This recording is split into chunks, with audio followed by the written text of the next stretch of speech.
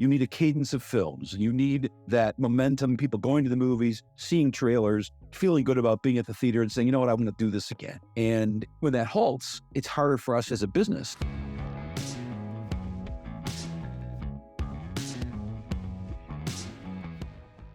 This is the Box Office Podcast. I'm Daniel Luria, the editorial director of Box Office Pro, the pulse of theatrical exhibition.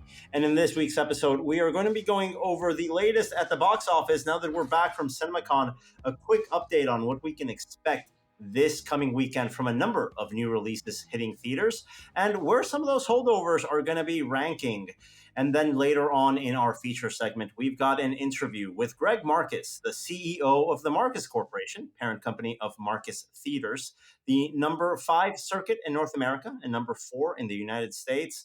Greg reacts to everything that happened at CinemaCon, including some of the comments from that panel session between Matt Belloni from Puck News and Aron, the CEO of AMC Theaters. An interesting perspective on some of the points raised during that session that is coming up in our feature segment and the second half of this episode. But let's get started here. We've got Rebecca Pauley, deputy editor of Box Office Pro with me, and Chad Kennerk, our staff writer here on the edit. Guys, you flew back from Vegas Friday. My flight was delayed 5 hours on the way out. How about you guys? Well, I heard our colleague Malcolm McMillan, who's at the box office company, Scottish. Didn't his flight get delayed by like 2 days? Yes, he heads our Scottish branch over in Glasgow. He got delayed significantly. I think he got home like Sunday afternoon. Chad, did you have a horrible flight back? It wasn't bad. I had like an hour delay, but I got some work done during that time. We were working our butts off at CinemaCon, and in the meantime, movies were coming out. Let's go over some of the main headlines of what's been going on in the marketplace, because Rebecca, a major studio hitting $1 billion mark worldwide in April. Yeah, not only Warner Brothers hitting that $1 billion mark, definitely the first studio of the year to reach that mark. Of course, that combines both domestic and international grosses. They became the first studio, which is a milestone this year. And this is also the quickest that Warner Brothers has ever reached that $1 billion mark overseas. They did it in 15 weeks. Previously, the quickest they'd managed was 17 weeks. So, I mean, definitely, I think particular films are a big factor here. Dune Part 2, Godzilla X Kong, the new And Empire. that one overperformed, by the way. That one had a huge opening weekend that we didn't get to cover here because of the CinemaCon coverage. Opened to 80 million, well above every forecasting expectation it had. And as of now, it is the second highest grosser of the Warner Brothers Godzilla, MonsterVerse franchise. It has 159 million right now domestically, whereas Godzilla, the 2014 one with Aaron Taylor Johnson, topped out at 200.6. So definitely an overperformance there. Definitely premium formats have been a main factor in the success. I think both of those two particular films, Godzilla X Kong and Dune Part 2, and just Warner Brothers reaching that. We had a record opening weekend from a specialty player, A24, and in our Sunday write-up, we were chatting as we were looking at these numbers. The conversation came up, should we be treating A24 as a mid-major if they release more movies that earn the way Civil War is earning? Because it's a record opening weekend for the specialty outfit. Yeah, I think there's something to be said there that they're moving in that direction.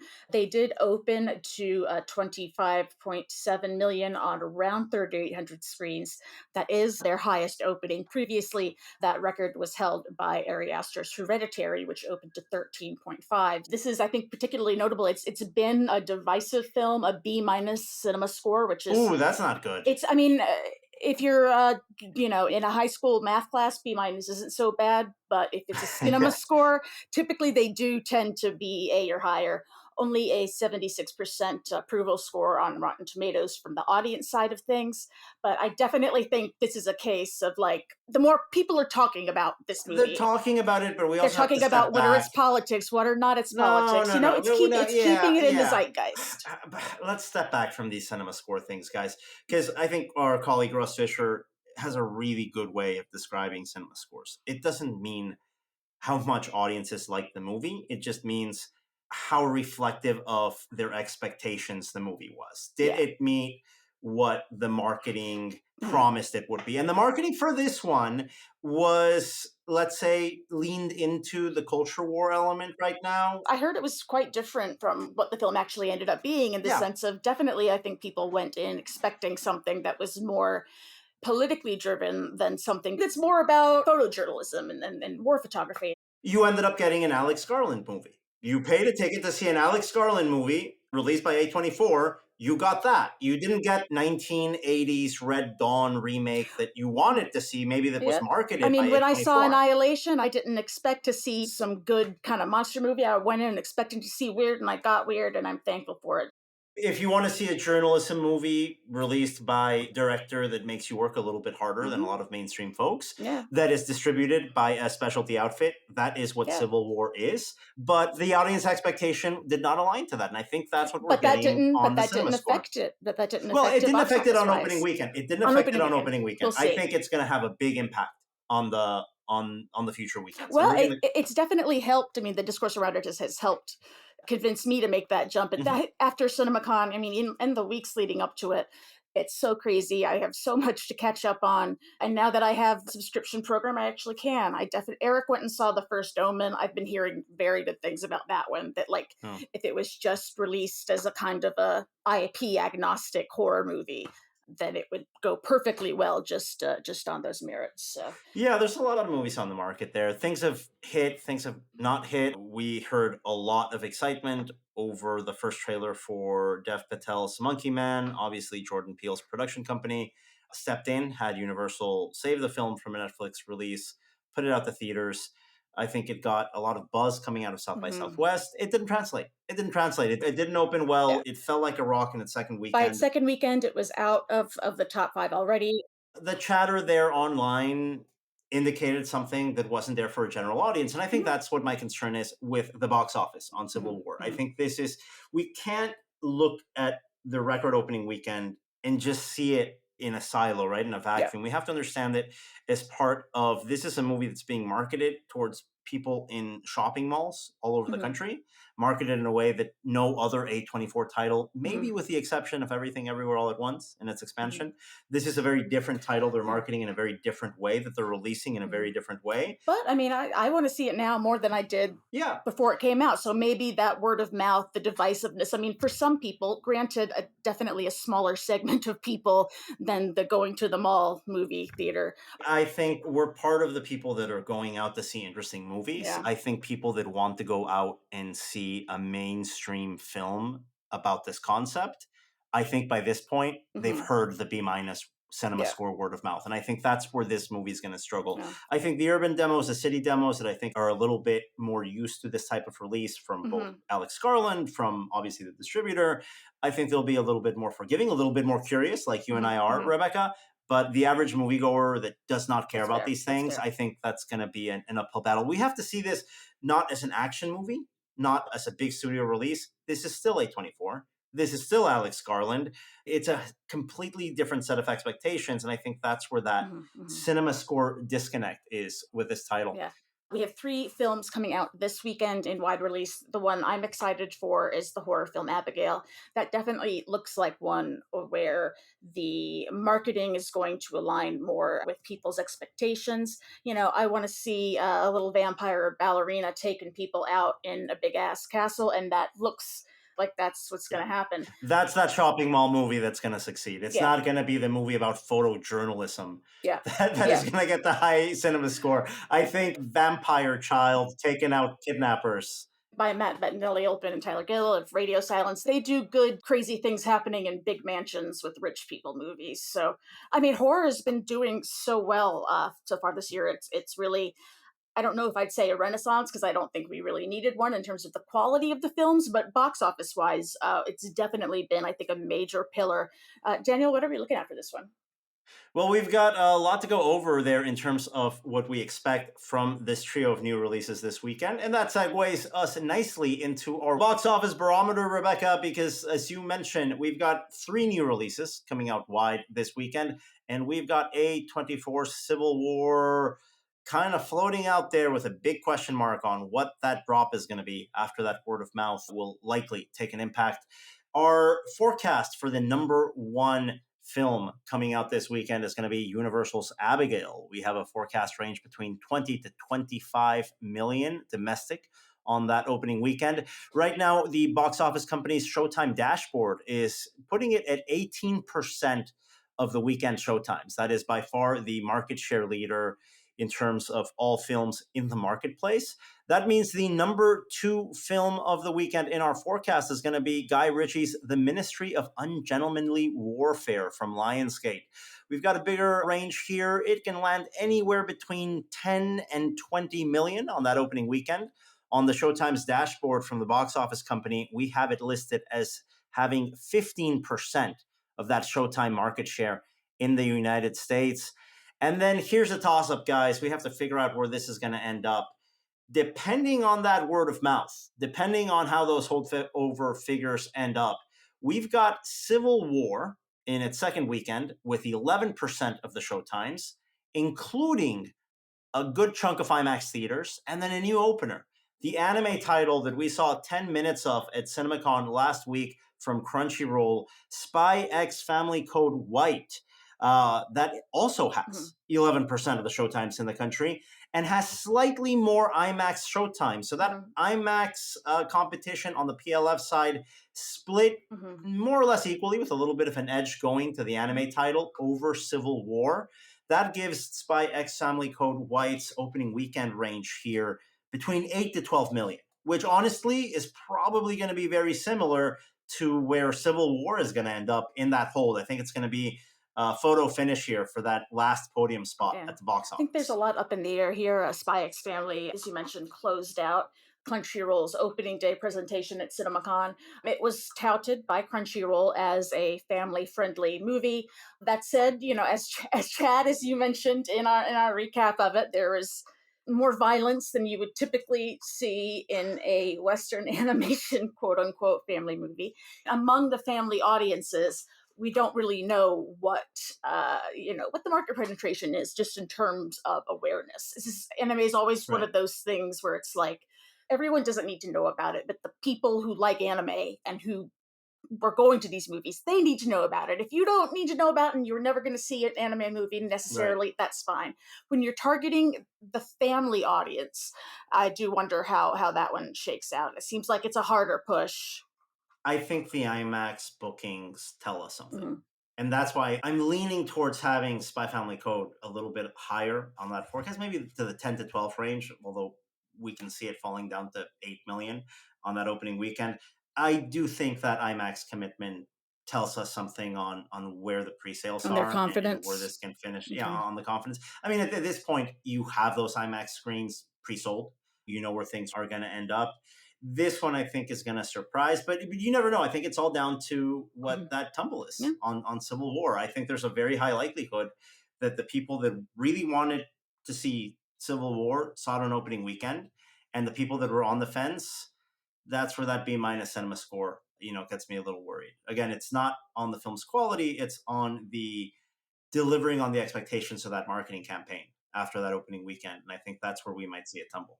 Even if it does fall in its second week, I think that maybe the A24 marketing strategy didn't completely accurately reflect what the movie is, but I don't think you can look at that opening weekend haul and say that's necessarily a bad thing. It seems, in retrospect, seems pretty smart. Yeah, you can't look at a record opening weekend for a studio that has never marketed a movie like this and say it failed when it had, I think, what was it, almost twice amount of the last record holder that went wide. And again, like we've mentioned a number of times here, A24 isn't known for a 3,000 plus wide release on opening weekend. I think they aced the assignment. They bet on this one smartly. Yeah, at the expense of, I think, maybe some audience expectations that if it wasn't for that marketing campaign, I'm not sure they would have gone. I think if you market this as a movie about a journalist taking pictures in a plausibly post-apocalyptic United States, I don't think it gets anywhere near that number. And they're looking at, it's revving into early summer. How much holdover some of these smaller films necessarily going to be able to expect to maintain once we start getting more of those studio tentpoles out. Yeah, it'll be difficult to sustain that. But listen, it's I think an A+ on the wide release for A24 on this title. Whatever happens next is really going to be down to that word of mouth. So that is our weekend forecast here, brought to you by Box Office Boost this week. Now, coming up in our next segment, my interview with Greg Marcus, the CEO of the Marcus Corporation, the parent company of Marcus Theaters. Greg and I talk about dine-in cinemas, trends, everything on CinemaCon. We recorded this in Las Vegas last week, and his reactions to that panel conversation between Matt Belloni from Puck News and Adam Aron, the CEO of AMC Theaters. That is coming up right after the break. And we've got Greg Marcus here on the podcast. He is the CEO of the Marcus Corporation. And I'm going to call you a lifer, Greg. I mean, you're here forever. You're here with us. And there's a lot of lifers. So that's not a dig, by the way. It's a compliment in this industry. Thank you for joining us. Thanks for having me. So it's been a very eventful week here at CinemaCon, but there's a lot of things going on. I always like to catch up with circuits individually to see how they're faring, the things that they're looking at, because this week at CinemaCon, we usually look at the macro picture, what everyone's up to. So let's talk about Marcus Theaters. Where's the circuit right now? How did you finish 23? What's 24 been like? Well, we finished 23. 23 was strong and it was nice. It was an interesting finish to the year because we were all pretty nervous given that there was sort of a lack of big tent poles. But what it showed, actually, which is great, I think is so important for the business, is when you put together a strong slate of smaller movies. I wouldn't call these movies small, but The non-tentpole, non-billion-dollar ones, right? yeah, you can really do quite well. And it shows people want to go to the movies. They want to go to different movies. They want to be entertained. And so that was actually a very heartening thing and what was probably something we were all very nervous about. And especially as we lived into the end of the year with the strikes. And that's a feeling to your question of, okay, how was the first quarter? Well, not my favorite quarter in the movie business. I don't think for anyone working in this business, yeah. It's tough, the strikes. It's hard when you felt, what's funny, we talk about the business being a momentum business, right? You need a cadence of films. You need that momentum, people going to the movies, seeing trailers, feeling good about being at the theater and saying, you know what, I'm going to do this again. And when that halts, it's harder for us as a business. We think there was some discussion about some of the films in the first quarter underperforming a little bit, not the biggest ones, but some of the more medium-sized stuff. I attribute part of that is to people not being in the theaters enough and seeing the trailers and sort of being in that habit. And just like movie going, momentum feels good to them, feels good to us as that 23 we came in and we finally said, okay, we're on the upswing. Things are going, things feel good. People are saying good things about us and understanding our importance in the overall tapestry ecosystem, call it what you will, of the entertainment business, and understanding our position in it and the importance of that position. And so to take a step backwards, it's hard. It wasn't like we had a great fun, 3 years after that. And so, but now, Hope springs eternal. Spring. And we've got new stuff coming. And so everybody's looking forward to what's coming and getting back on track. Well, talking about that momentum, I think the Marcus Theaters growth story of the last couple of years, I think, has been really interesting in terms of how you've invested in expanding your food and beverage options. You've modernized your theaters. You've innovated in different concepts. There's so many ways right now that exhibitors can, let's say, expand what they're currently doing, right? Beyond just saying, hey, I'm going to open a 16-plex, a 12-plex. You guys are actively in that space. One of the biggest trends that we're hearing about right now are cinema entertainment centers, family entertainment centers, right? You've got a lot of real estate, and instead of putting in 24 screens, you might put in 12 and then a couple of other attractions. What's your approach to something like that? We haven't done anything with it yet as of late. We're trying different things. We're looking at all of it, in the world of everything that is new again. We have an entertainment center attached to one of our movie theaters. It's in central Wisconsin. We did it. It must be 20 years.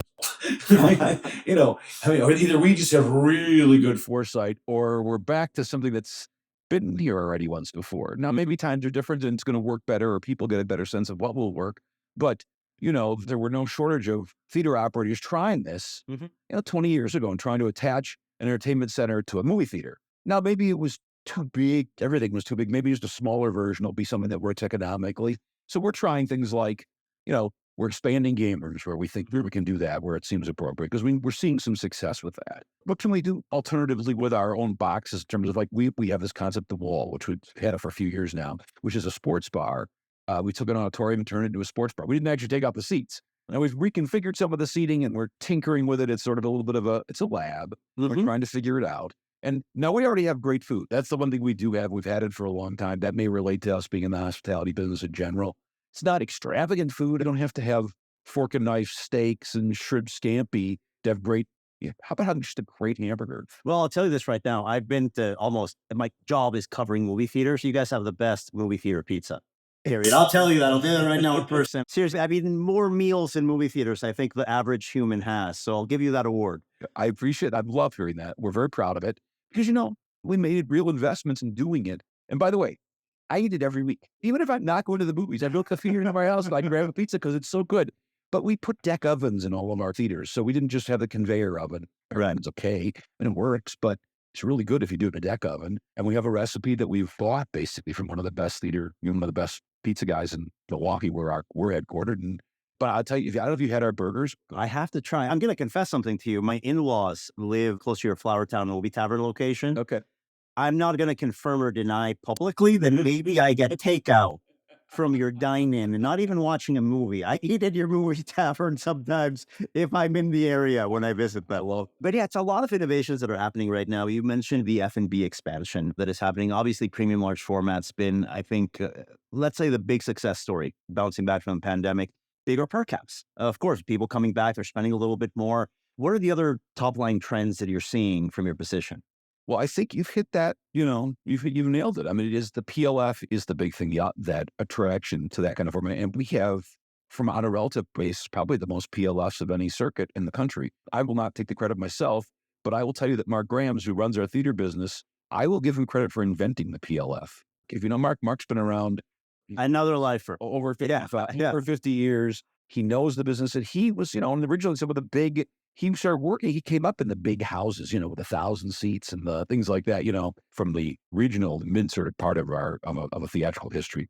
And we were trying some other large format stuff. This was 25, 30 years ago. And Mark said, we should build a big theater our theater was called the Southtown. We should build a big auditorium like the Southtown and attach to one of our current theaters and put in, 500 seats and it'll be our presentation house. And that was the birth of the Ultra Screen. And that's our proprietary format. Nobody had done it. And it was a huge success. And by the way, it was so long ago, we've already torn that theater down. You've already upgraded the concept. That theater is obsolete. I mean, that whole complex had become obsolete and we moved to a different location.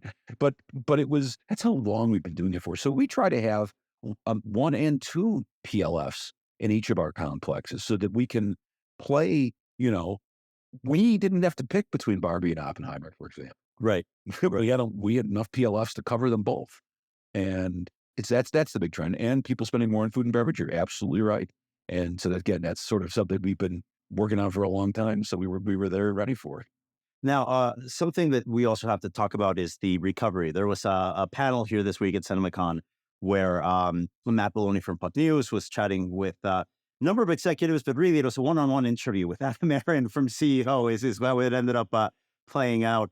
He mentioned something about the recovery as a whole. He's saying that Aron was the CEO of AMC, that it seems like cinemas are lagging behind other out-of-home entertainment or leisure destinations. Now, you have a great perspective on this because you're not only overseeing the cinema side, you're a hospitality company. You've got a hotel business and a restaurant business.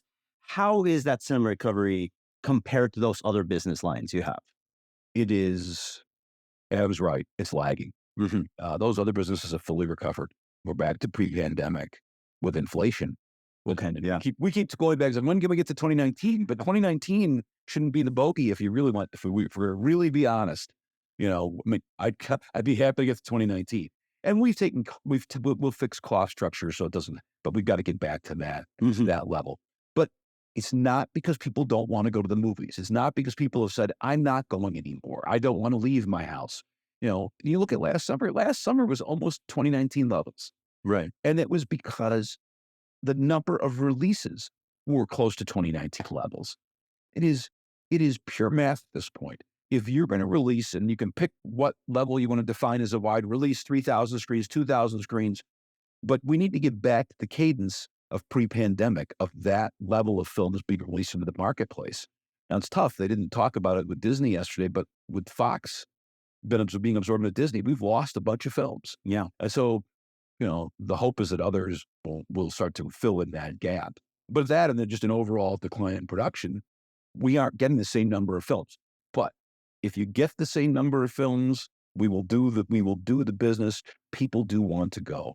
And I think another point that was raised in that panel, this is raised by Matthew Belloni, who was moderating, is the question of figuring out if this is going to be an $8 billion industry moving forward or a $10 billion industry moving forward, and who can survive in those scenarios. Yeah, that's something that I thought was something that probably needs to be corrected. And there are a lot of people in the room, although many of them know. But for those that aren't as familiar with our industry, the comment was, well, only certain companies at 9 billion won't make it. Everybody else is okay. That is, I think, absolutely inaccurate. Now, look, at some companies will make it, but if you want a business that's thriving, that, by the way, and it's not like people are minting money and buying private islands in Hawaii or anything like that. Yeah. But if you want a business that attracts capital so that there can be reinvestment in that business, Hollywood. If anybody from Hollywood is listening, if you want your theater, if you believe theaters are important, I think all the data, forgive what we say, we're all biased, but the data, the numbers are speaking and saying, you know what, films that if you're going to build a building, that doesn't make sense to just fill 10 stories of the building. You want to fill all 12. And what I mean by that is, if you're going to skip theatrical, you're skipping leasing 2 floors of your building in a way. You're saying, 10 floors is good for me. I didn't mean to, I built this. If you want to maximize the revenue of your property that you have produced, you should, the data shows, play it theatrically and then play it on PVOD and then SVOD and then on streaming, and then probably fast TV or whatever comes up. Just the windowing process, sell the same product to the same customer over and over again because they want to buy it and they will continue to buy it. And on top of that, if you think, well, and we're seeing data that the films that are in theaters perform better on streaming. If that's your big focus, well, I got to get my streamer working. Well, you know what? There's almost an imbued sense of good housekeeping seal of approval, or just the familiarity.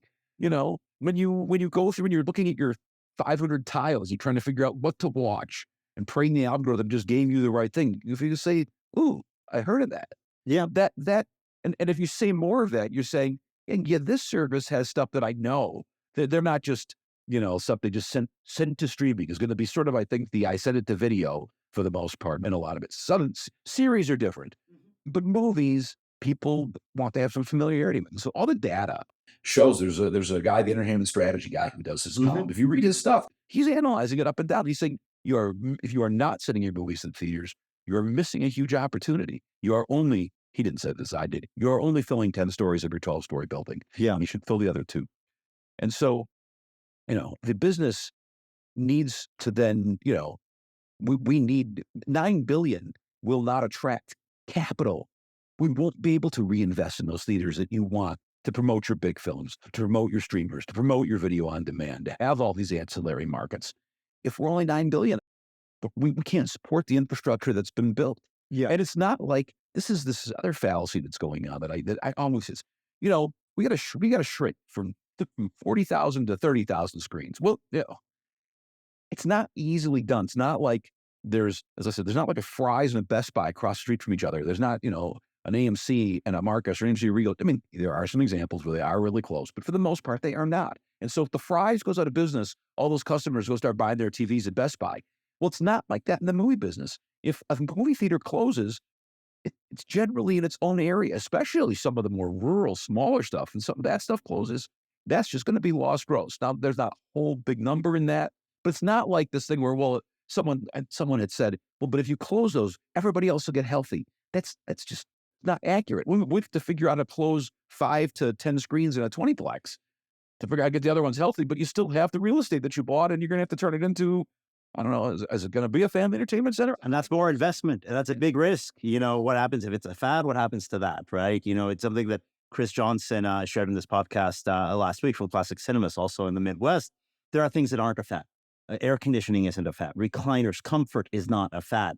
But in terms of some of the bells and whistles, you have to upgrade those entertainment game machines every number of years. It's not a cheap conversion going from 20 screens to 12. Yeah, I mean, look, that's one of the beauties of our business is that the product is for changes and is fresh every week. That's such a unique thing. People don't even talk about that. It's so cool if you think about it. It's like if you were to put in bowling, nothing against bowling, but put in bowling, it's bowling. It doesn't Forever. It's for decades and decades. forever, right? So those doing it. But when you have a movie theater, 1 week it's Godzilla, and the next week is Deadpool. It's Right. it is it's that that's such a unique thing to be able to do. And the other point that was made, and yeah, I mean, just look at in 18 and 19, we weren't over screened. Might have been, but we weren't really. Right. But here's the thing: nobody talks about seats. The reduction of seats has been huge in our business. Now that doesn't change your real estate footprint. Doesn't help the argument. Well, let's get out because if you built the building, I mean, but the number of seats in our business has been reduced substantially by recliners. You're optimizing. That's what it is. You're looking at your occupancy rates and you're figuring out, hey, the people that are here, how can I make that more comfortable for them rather than put them in a 3/4 empty auditorium, right? It's such an interesting evolution of the business. And we see a lot of what might happen in the future here in Vegas for CinemaCon. And I want to ask you, what's your biggest takeaway? What I'm heartened by is just the attitude. No, it's that nobody is sitting around. What I just said about the importance of theatrical, I think there's really a pretty good understanding of that. That nobody is around here saying, "Boy, do we really need you?" With our it's not a question of if, it's a question of how. How are we going to get more films? Most people say what I just said is because I'm not making stuff up, and the data is saying theatrical is important to this whole overall entertainment ecosystem. This stuff that how it gets into the zeitgeist. How you get, I mean, we're all still, I know we're a little bit in our own little cloistered world talking about Barbenheimer, but I think a lot of the world still sort of, that's resonating. That whole, that movie, that set of movies is resonating. Or if it was The Sound of Freedom was resonating with people, stuff resonates. I can't tell you the biggest movies on some of the streamers who shall remain nameless. Yeah. But nobody's talking about it. I was sort of wondering, this is the biggest movie on the streamer. And I'm like, I don't mean that in a bad way. It's just because streaming is important and it's TV. It's the replacement for TV. And that's always been an important way for people to entertain themselves in their home. And that's great. But it's not the same. No, not at all. And I think that's something that we've been really echoing and hearing a lot here this week, the importance of creating cultural moments and creating I'm there moments. Now, to do that, we need to get viewers back in theaters. And of course, that's the part of the equation that we've been retooling. Now, you've been a very, let's say, visible executive in this industry with Marcus Theaters. You make sure to get out there and to promote this. You're very hands-on in reaching the viewer directly in your local communities. So I do want to ask you that if you've seen any difference or changes in reaching the viewer of 2024 versus reaching the viewers of 2019 to come to your theaters. Well, I'll tell you that for us personally, the biggest thing is, has been TikTok. Really? Yeah. Like, it's the most interesting thing. Social media is important and you've got to do social media stuff, but it's really hard, especially for one of the reasons, I'm on our screens. Now, one of the reasons I went on our screens, it originally was because United Way was doing a community campaign. They asked me to go on to make the pitch. And I did. And I said, I've always sort of thought it'd be nice, interesting for people to understand. They look at they're coming to the movies for Superman. They're coming for, for Spider-Man. They're coming for Iron Man. They're coming for Barbie, Oppenheimer. When you pick your thing, that's why they come to the. No offense, significantly more attractive people than us. That's who they want to see on screen. Not even close. Am I too old to be on the screen already? I was never that good even younger. But yeah, now I'm just like grandpa on the screen. But the idea of sort of personalizing it and welcoming somebody was an important idea to me. And could we do that? And now it's interesting. Kids have grown up with me.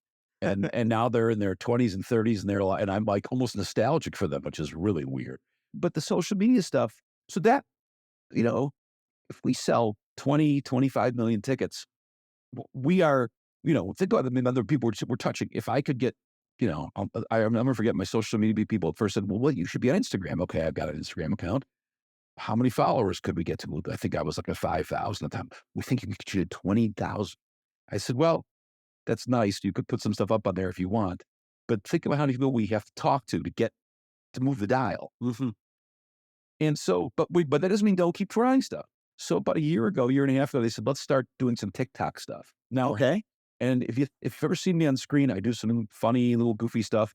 It's Nothing compared to the nutty stuff they have me do on TikTok. Greg, I'm gonna have to open a TikTok account just to see you on there. I had no idea this was happening. oh, this is the beauty of it all. No one over 17, no one over 22 ever sees me. And if my friends saw what's going on TikTok, they would think I was a lunatic. It's a different life altogether. I love it. It is, and I can't say I even know what resonates. They just the social media people say, but it's the Marcus Theater's TikTok. It's not even mine, but I'm like I'm in about half of them. And the Marcus, and they just say, do this. And I'm like, okay. I feel like your torture doll. I feel like the doll's like in the kid, the neighbor at Toy Store, who in the original Toy Story, who was just throwing all the dolls. I'm like, is that what I am to you? Because you are all making me do all this crazy stuff. But we got in the TikToks that I was in last year, we got about 10 million impressions. Wow.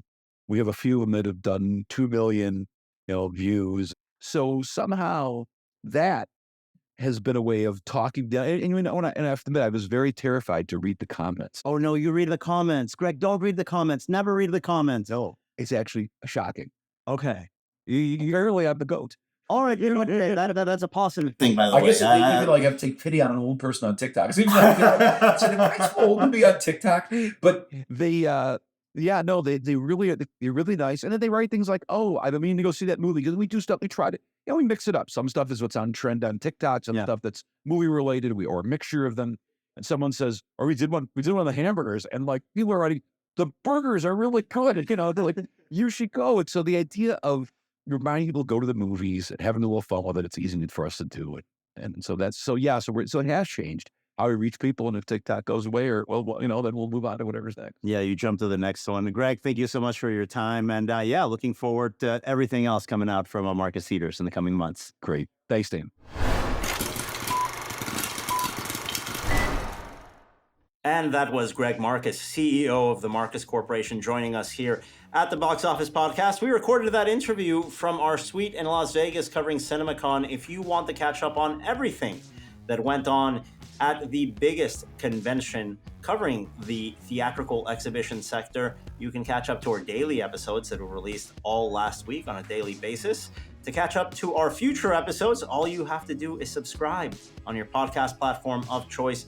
We will be back next week with another episode, as we always do on Thursday mornings. Thanks again for joining us. We will talk to you again next week.